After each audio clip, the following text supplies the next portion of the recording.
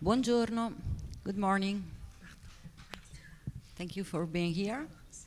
And since we are already a little bit late, I suggest to start immediately.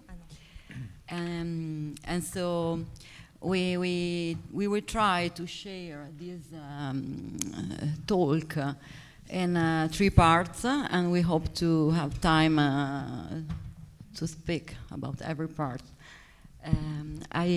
We start with Frédérique Rouault, who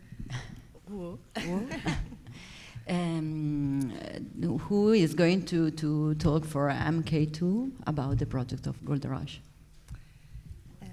Hi everyone, so I'm taking care of the collections department at MK2 Films. We are based in Paris. We've been working with the Chaplin collection for many years, in close relationship with Rouault Export, the Chaplin office represented here by Arnold, and with the Cineteca di Bologna and Immagini Ritrovata. So it's been a long journey, and we are very happy to celebrate this year the 100th anniversary of the Gold Rush. I guess several or many of you, I hope, had the chance to attend the screening yesterday night. We are still under the emotion of having this crowd of, I think, 5,000 or 6,000 people gathered to celebrate the anniversary of this great film from 1925 on the exact anniversary date, because the film premiered back in June 26, 1925 at the Egyptian Theater in Los Angeles. And we were very also happy to have another screening celebrating the anniversary again at the Egyptian Theater yesterday. So to come back to events we were able to do together with the Chaplin collection. So we have a regular habit celebrating anniversaries. So to come back to the 130th anniversary of Chaplin back in 2019, you can see the artworks we did to celebrate the whole collection at the time. So we have the habit to push again collections as if it was new releases of new films, to raise awareness of a new generation, to give the chance of a new audience to discover the magic of Chaplin films in theaters. Again, you know, every other 5 or 10 years you have to show those films again to give the chance to a new audience to discover those films. Other examples we did for the 100th anniversary of the Gold Rush back in 21, or a Woman of Paris back in 23, which opened in Berlinale Classics and had several event screenings around the world as well. So this year for the Gold Rush, I will let Cecilia, Arnold, Elena tell you all about the restoration, which has been quite an adventure. So back here, 1 year ago, we have a great test screening together with Davide Pozzi, Elena at the lab here in Bologna, saying, look, we have to do something special for the 100th anniversary next year. They show us a test of one scene, because you know technology for restoration improved, and there was already a restoration at the time of we are talking about the 25 version, and the result was mind-blowing. We were really, really impressed, so we decided to launch this amazing process that I will let the team here tell you all about.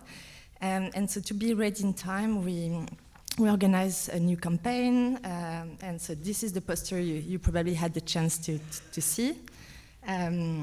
So we decided to promote it as a family adventure movie with a colored poster, a bit inspired by a type of Indiana Jones flavor.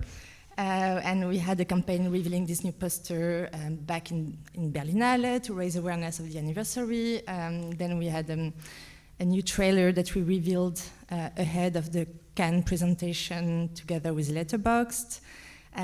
So the film had a great premiere in Cannes Classics. It was the pre-opening film, you know, the same slot that Napoleon by Abel Gance had last year, or La Maman et la Putain a few years ago. And it was a great event and a great screening. And we had, so we managed to organize, we decided, as soon as we knew the restoration would be ready on time for Cannes Classics, we launched a call to all of our partners around the world to try to establish a synchronized common re-release on June the 26th all around the world. So we worked both with our faithful distributors in countries, in lots of territories who have been working closely with us for years. So I'm talking about Studio Canal in Germany, or Kadokawa in Japan, A Contracorriente in Spain, and many others. But we also reached out to other partners, whether directly to exhibitors or cinema chains, to organize those screenings directly in territories where we did not have a local distributor in place. So you have a view here of all the localized posters.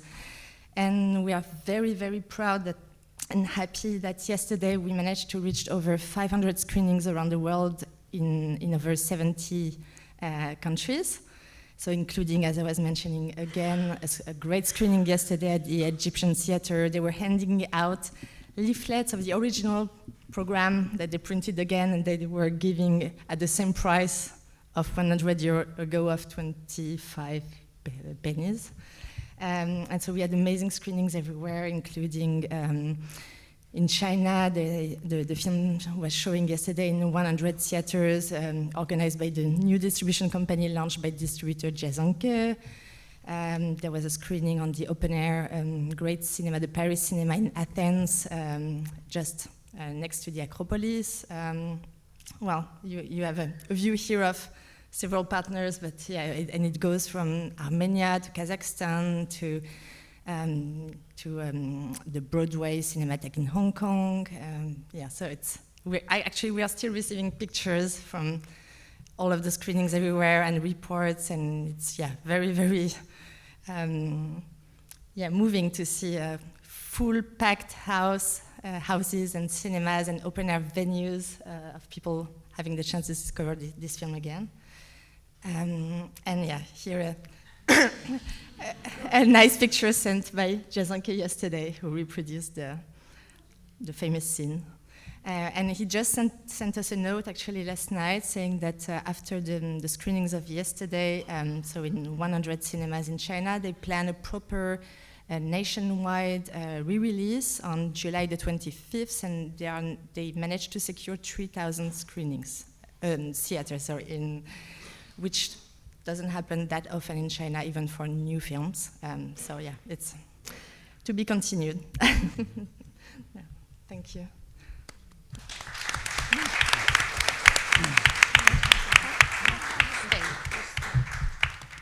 Lo possiamo muovere? È l'ultima che ti ha mandato Charlotte. L'ultima che no, ma gliel'ho dato io. Okay. Più semplice se vi scambiate di posto. Ci scambiamo di posto.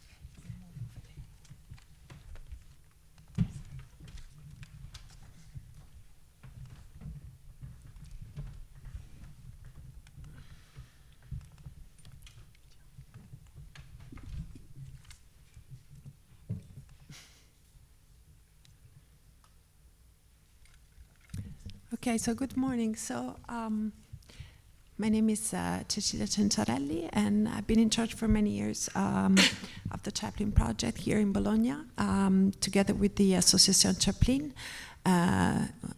Association Chaplin and Roy Exports are the two souls of the more educational and more commercial part of Chaplin's estate.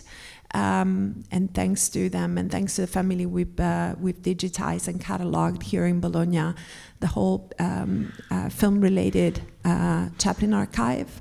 It was a very long job, and so today Arnold and I will present a tiny little bit of the material that we looked into. We went back looking into when this restoration project started to track down the story of the elements that Chaplin's had, that Chaplin destroyed. So you're going to see both this part of the archive and the archives that belong to the 1991 restoration, because we went back basically redoing the same search and path that Kevin Brawley and David Gill did in 1991, and thanks to Association Chaplin, all that correspondence is on file.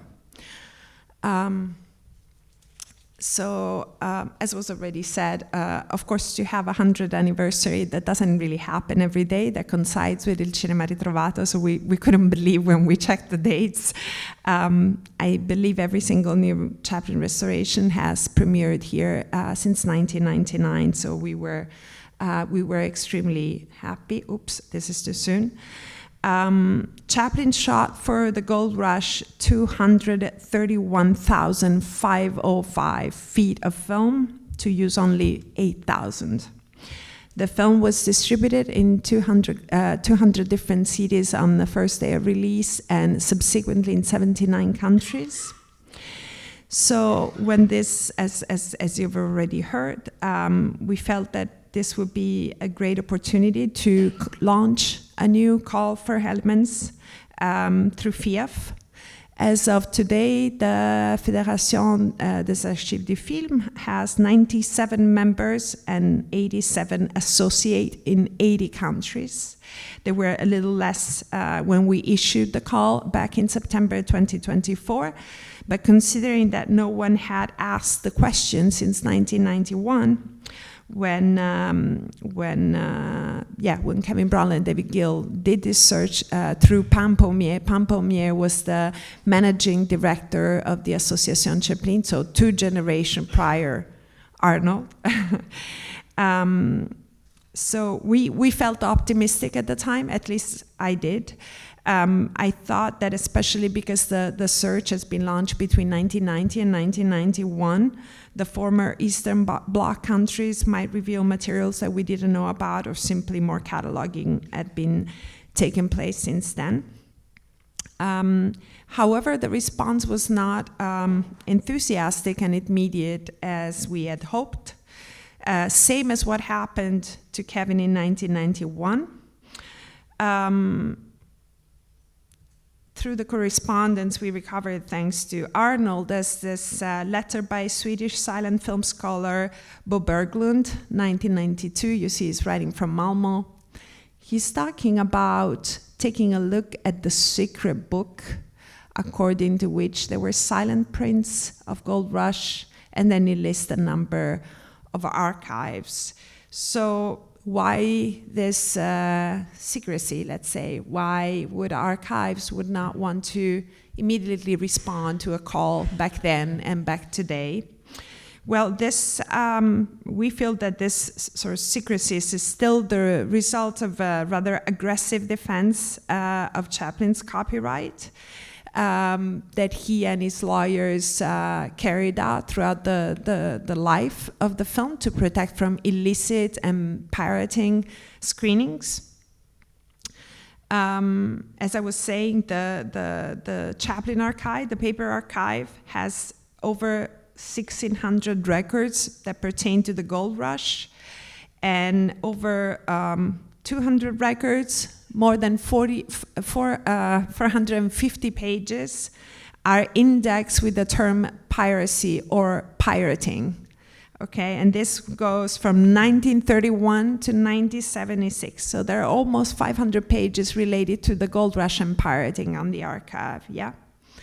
So before the 1942 issues that Arnold is gonna walk you through, the main topic of this pirating seems to be the use of 60mm prints.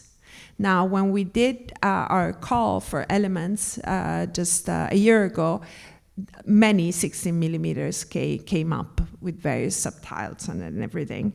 At the time, so this is again prior, those are 2 letters, one actually is 1943, but this is, just before the re-release.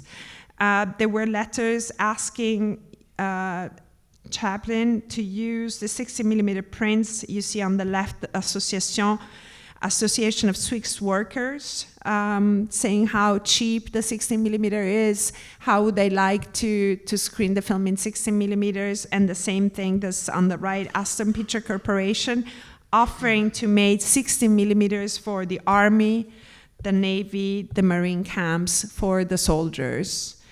I'm sorry to say that both letters were declined. Another illegal distribution of the Gold Rush in 60 millimeter prints. The Gold Rush was released illegally under the name of Arctic Adventures and was fined by Chaplin lawyers. Yeah, so good morning. We're going to go back to the elements after the story of this re-release. We're doing a double act. Yes, so we are, very much so. My name is Arnold Lozano, director of the Chaplin office, or Association Chaplin, or Roy Export, whatever you'd like to call us. Ironically, one of the biggest challenges for restoring the 1925 Gold Rush was finding material, full aperture material, despite the reports in Photoplay magazine that over 100 miles of film were shot, or it says 600,000 feet. It's a bit of an overstatement, as the press sometimes does, but it gives you an idea of, I think the actual ratio was 27-1, so it was he still shot a lot. The next slide. So this is a 1942 press clipping from the press books in our archives. 17 years later, in 1942, Chaplin transformed the film into a sound version. He composed a new score and replaced the intertitles with a voiceover narration. As journalist John Chapman wrote, Chaplin feared audiences wouldn't accept the tramp speaking with an English accent, but the fear was unfounded because the journalist also says that it was Chaplin himself speaking to the audiences and not the little tramp. Chaplin declared, "I thought I did a pretty good job of editing at the time, in 1925, but when I got it out for reissue, I took 1,000 feet out of it. There was a subplot, something about the girl sending a letter to another fellow, which got in the way of the story." And this is the letter. "The change may seem minor, but it alters the film's emotional logic. In 1942, Georgia writes directly to Charlie to apologize for missing their dinner. In the original, she writes to Jack, the brute, and he gives the letter to Charlie as a cruel prank. The original scene is far more painful. I think also his fingers seem grittier in the 1925 version, and there's something a bit more clean about the 1942 version. In 1925, Georgia loves Jack. She shows no romantic interest in Charlie until the very end. And in the 1942 reissue, Georgia's feelings for Jack are minimized, and her relationship with the tramp is framed more romantically.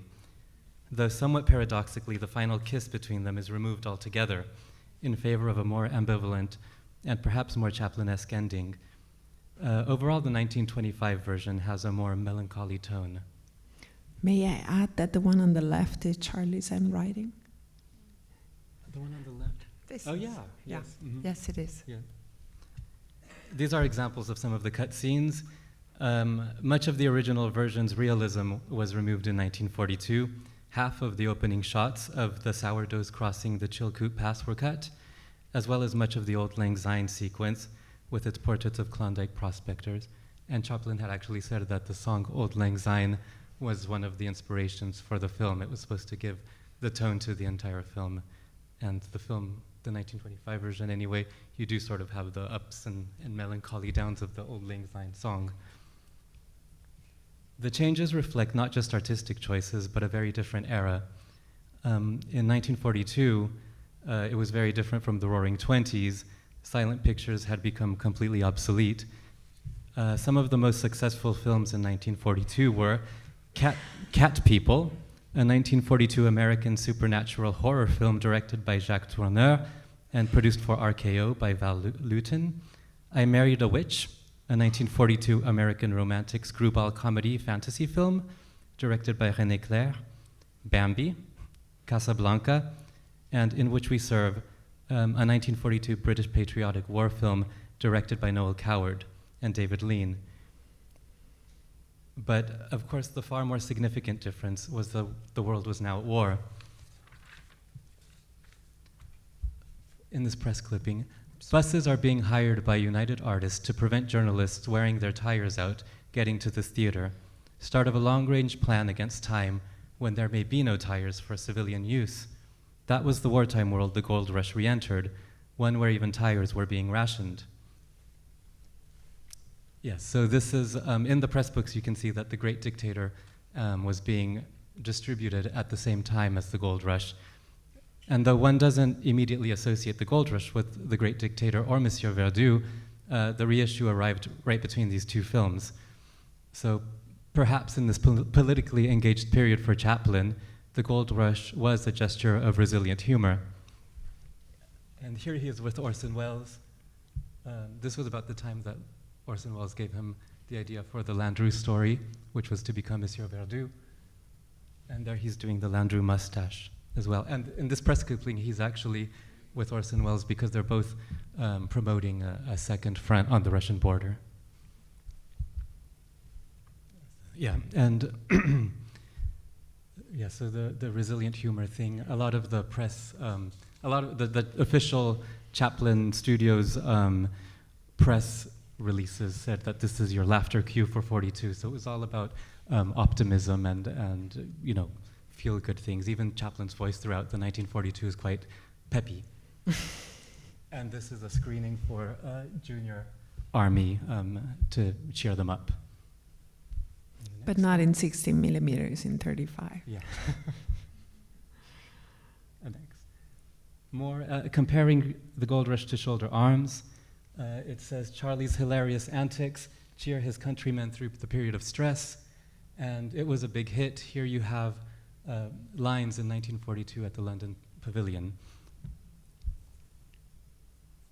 And the next one, yes. Here it says that the reissue was a hit, and some critics even called it an improvement. You have like a journalist actually is calling the 1942 version an improvement, and Chaplin himself stated this in later years.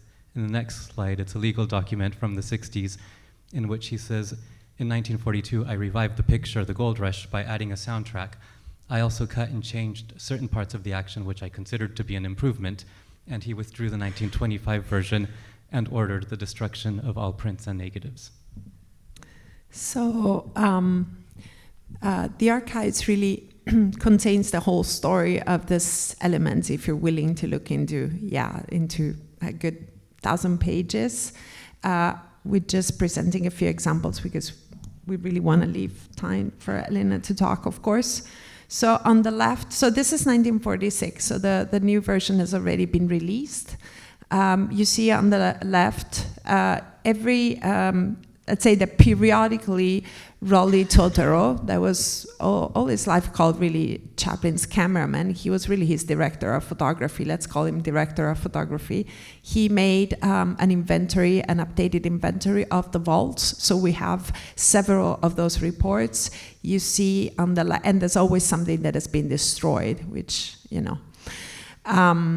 It says no record of destruction date, but there is one old print, so the 10 reels of a positive print.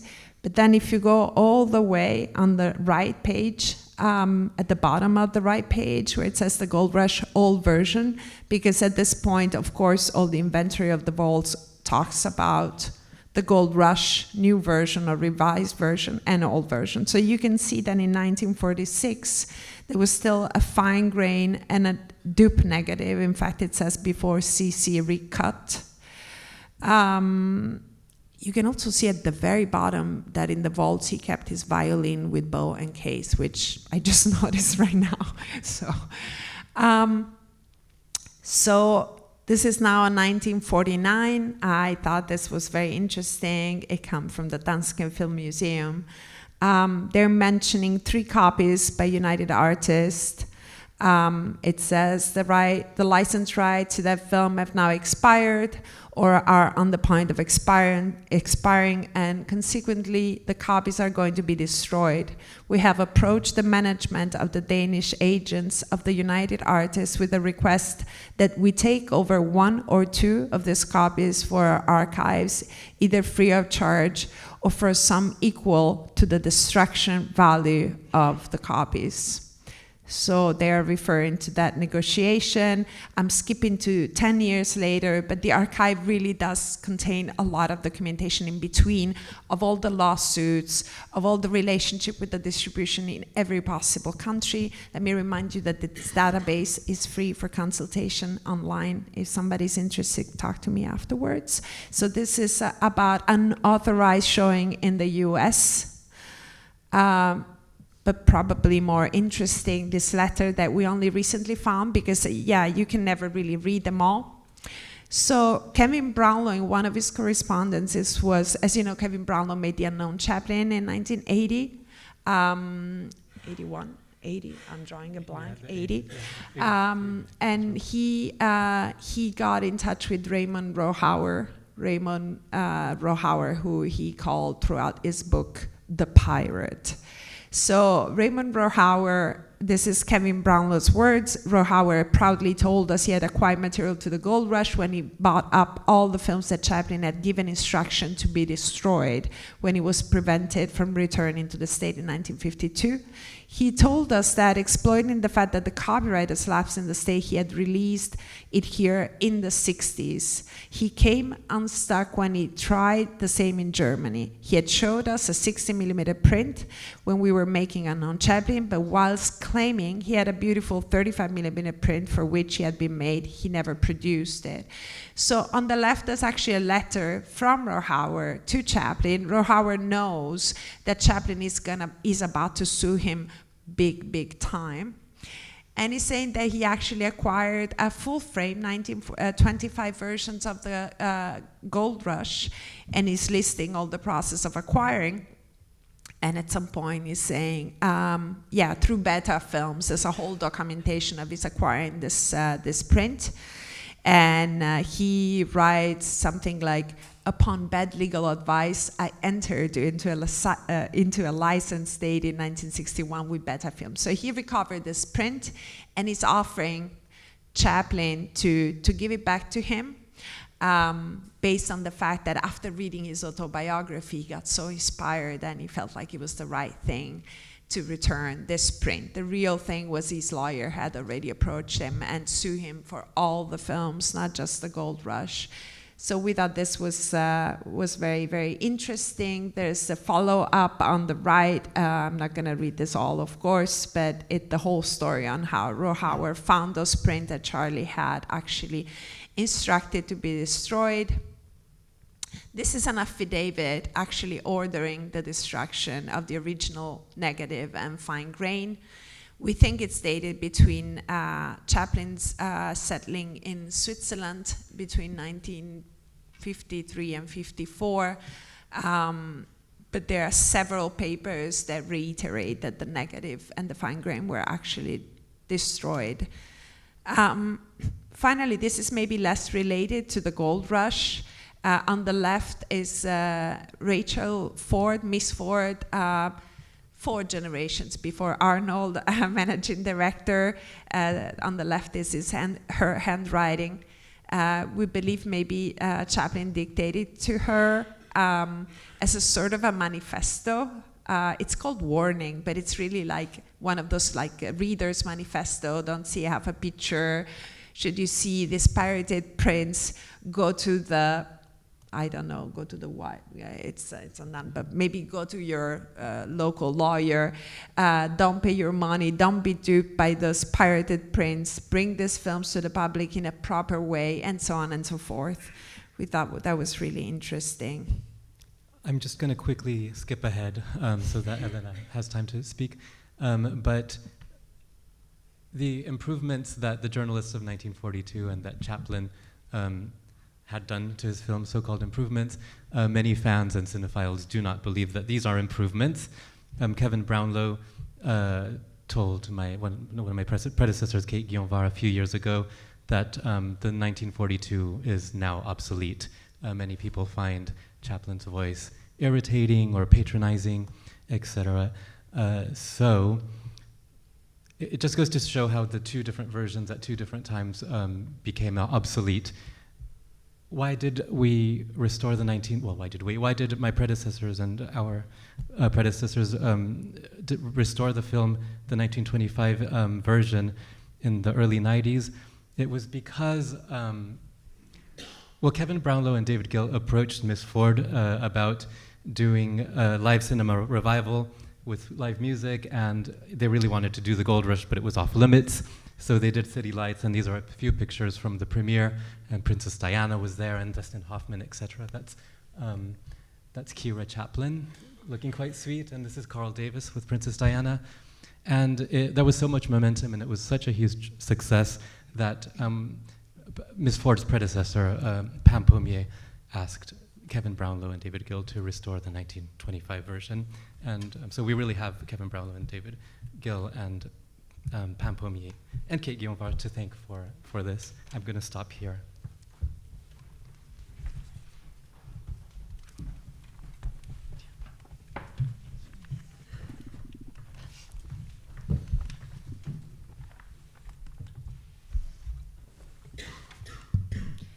Thank you. We still have 10 minutes, so I will try to sum up the main line of the restoration. And everything you heard from them was the beginning of the restoration work.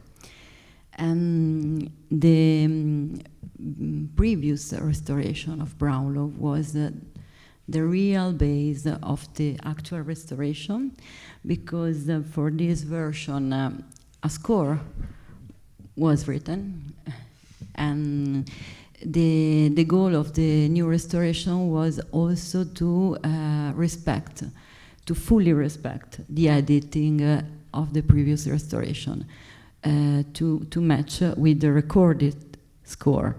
So not only for the live performance version that can be adapted. In fact, with Timothy Brock, I think we will work to adapting for maybe a version that would be a little bit different from the Brownlow one, but just for a few frames. Don't worry, no new shots. And so this was the starting point. And the study of the work that Brownlow made before us, almost 30 years ago, was our starting point. And the first thing was to study in depth the duplicate negative that Brownlow produced at the time for the restoration.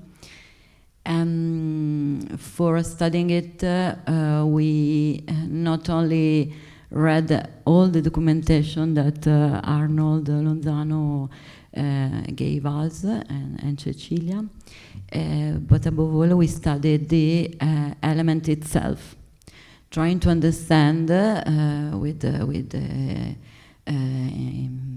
tools we have for identification which were the sources. And the first important thing that we understood, that also Brownlow tell in the documents that he left, was that the main element that was used for more than the 70% of the dupe negative was a full frame second generation duplicate negative, an original one coming from a private collector in Japan, that was used at that time to make the print for distribution, and there was can you read it? Yes. And it was funny, we can say funny now, because at that time it was a desperate point, because Brownlow re-edited the original dupe negative, which is something that we don't know anymore in terms of restoration. We don't touch the original. The first point in a restoration process is respect the original. But at that time, and I understand why, because in terms of quality, you gain incredibly if you can use an original element. So he just cut and re-edited the original dupe negative, And he preserved in a separate can everything he didn't use it at the time. So we could also recover that. And I wished to ask him why he didn't use a few shots that we reused it in the end. But this is another story. We did talk to Kevin. We did try to reach and talk to Kevin. And we also have notes of previous conversation in the last 10, 15 years. It's a little harder to talk to Kevin now than before. But I also want to add that that was a generation of pioneers of restoration that used to do this kind of thing. So they are and will always be our mentors. It's just the awareness on the practices has changed and evolved, but yeah.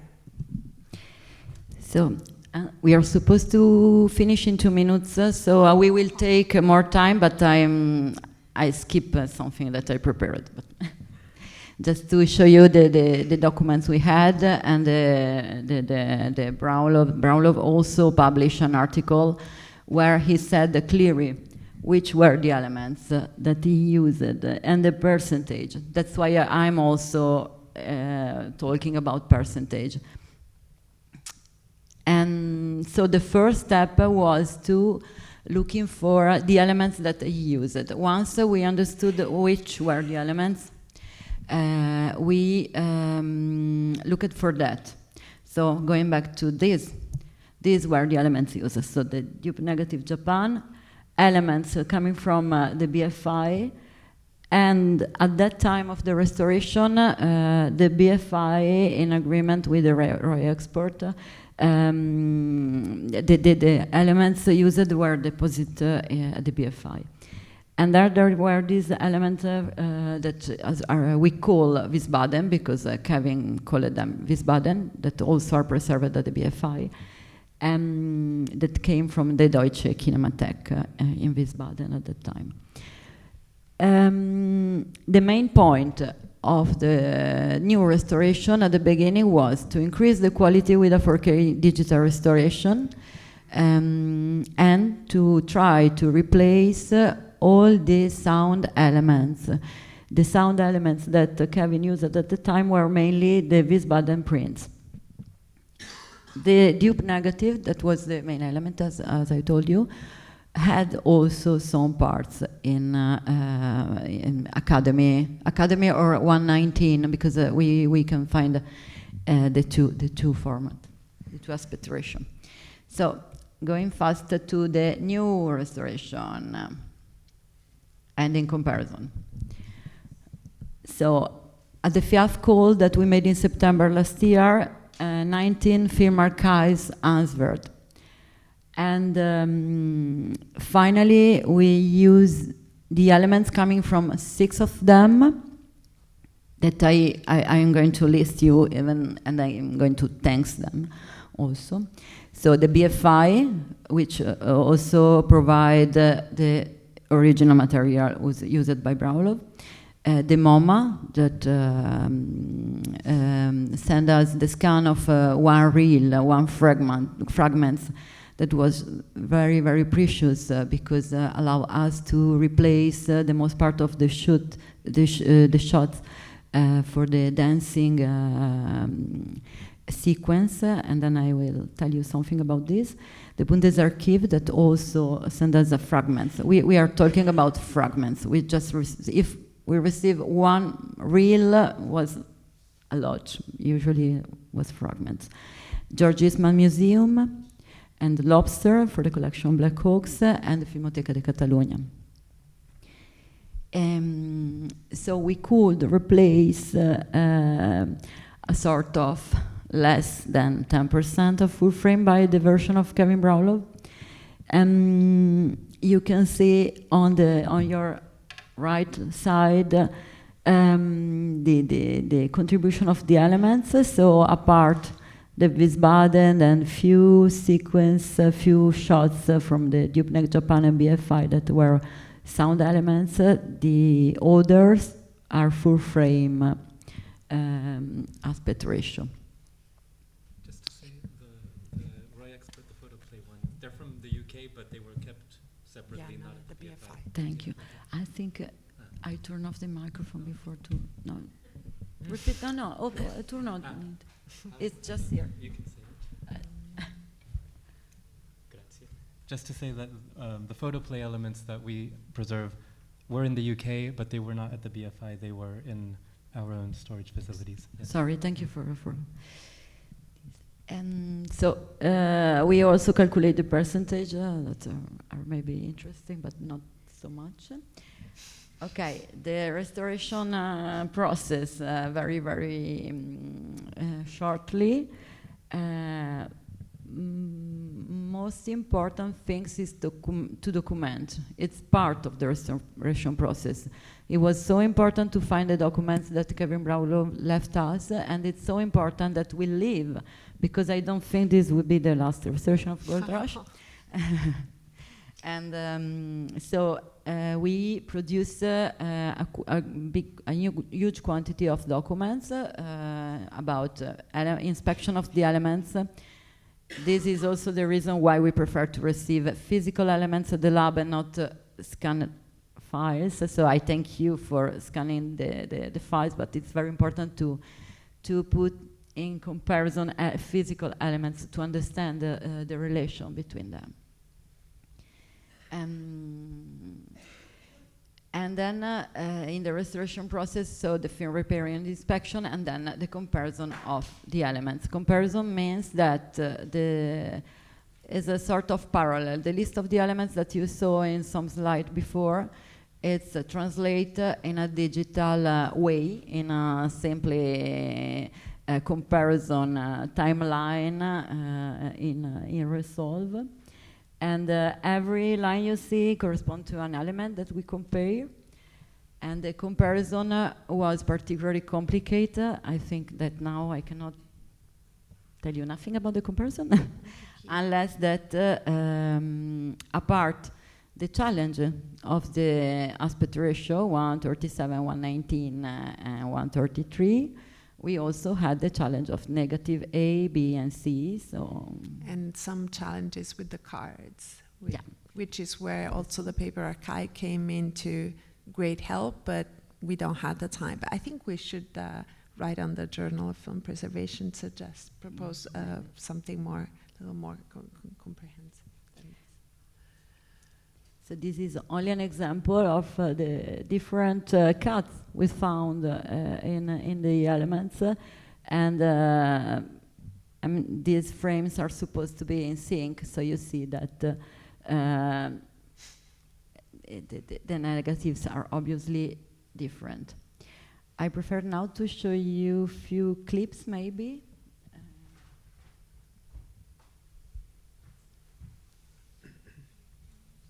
We all told Elena she should have taken the whole 45 minutes, so I'm sorry that you had to listen to us for completeness of the sources that we use, but we really all want to hear this. While they're looking for this, I would like to mention the fact that there's still areas of investigation in this project. Namely, I'm very interested about the story of tinting and toning, because the George Eastman House reel that we used in how much tiny percentage had some colors.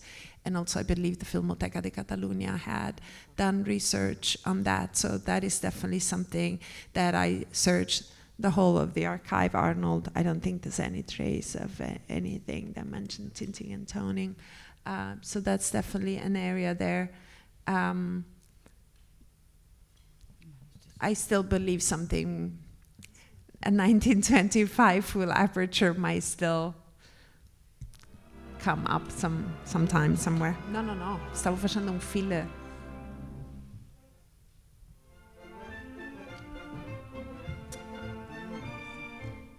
I'm sorry, the clip will be renamed.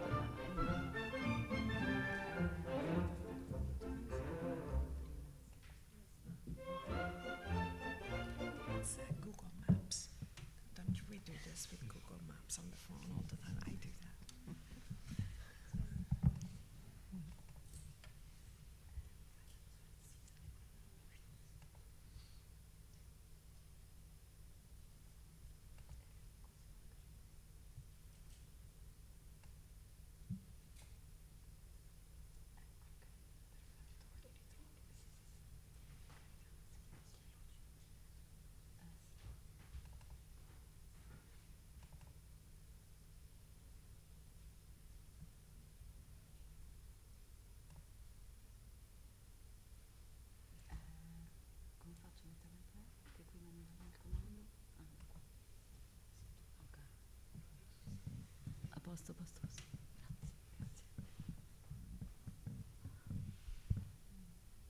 Okay, this is the same sequence I show you in the slide. If I arrive to stop here.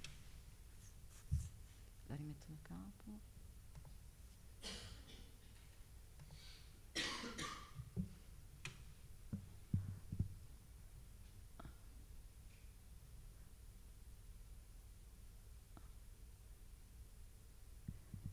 The black frames you see often are added in the timeline to keep the sync.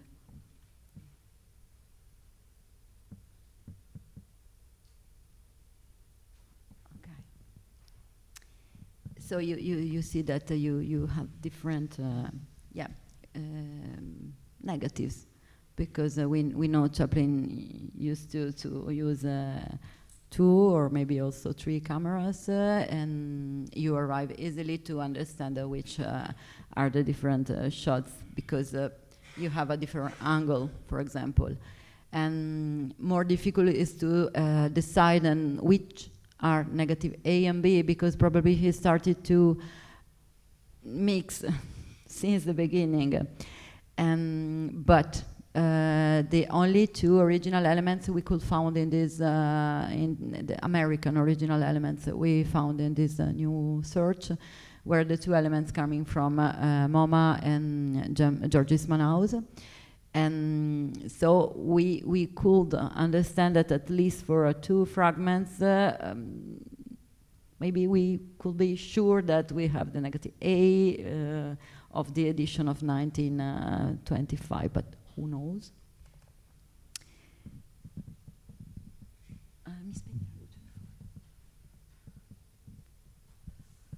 Okay, I love to show you this sequence because you can see very clearly the difference between the sound version on your left and full frame version on your right. You see that you on the last version you completely miss a part of the image because the soundtrack was added. And also you see characteristic of the sound elements that we could understand. We didn't find any trace of this in the documents of Brownlow, and if someone of you knows the reason, please come to me later. The sound element has a cut every 33 frames. So that's why maybe if you were at the Piazza Maggiore yesterday night for the screening, you noticed that in some shots you have these horrible cuts that like saccade, come si dice? Yeah, little skipping, little jump it's not cuts, really but a jump cut. It's more like a skipping. Yeah, well. I don't know if it was made for for the sound, or I don't know which reason, because we also found that characteristic on a fragment in the BFI and in the full frame, so we don't know. Right, there were silent full frame elements that had that quality as well, so it's unclear why. And this effect you can see very well in this sequence. We used the MoMA elements for this sequence in every shot we could. And also, only in this part, we also found one shot more that we didn't know, but it was already in the elements that Kevin Brownlow considered.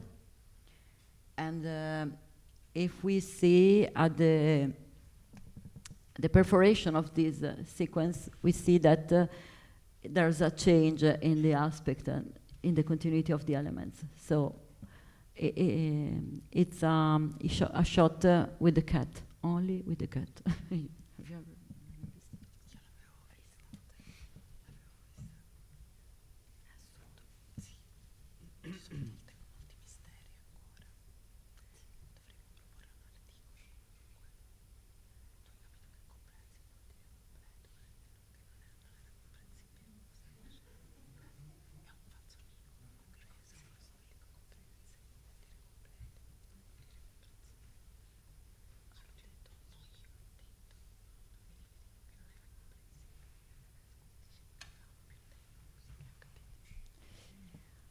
Okay, we have to start with the next appointment. So, thank you. It was like a therapy for me.